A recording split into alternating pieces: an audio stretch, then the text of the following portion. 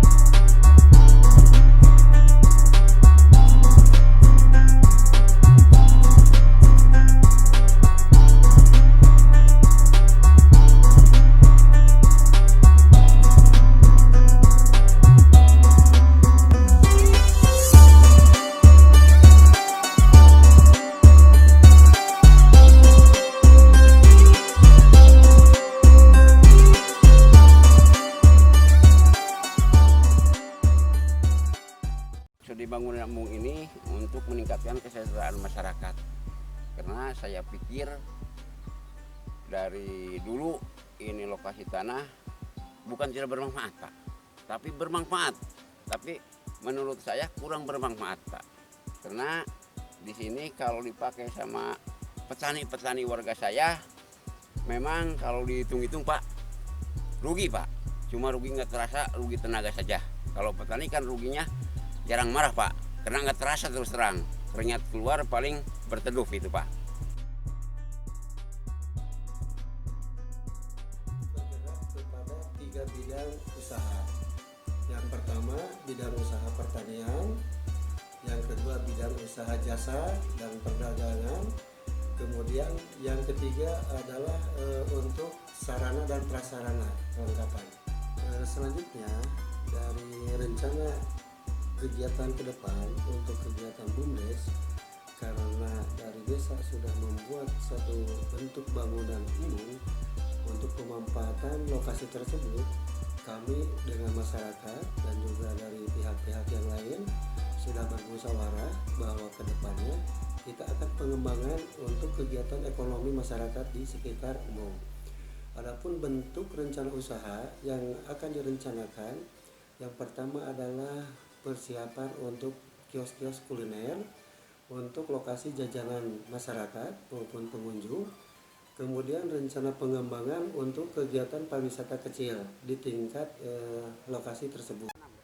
Saya sebagai masyarakat Desa Sukraharja mengucapkan terima kasih kepada pemerintah pusat, pemerintah desa yang telah memfasilitasi pembangunan embung ini, dan harapan kami sebagai warga masyarakat, semoga embung ini bermanfaat bagi kami dan dapat menghasilkan mensejahterakan kesejahteraan masyarakat semua, khususnya para petani-petani dalam bercocok tanam.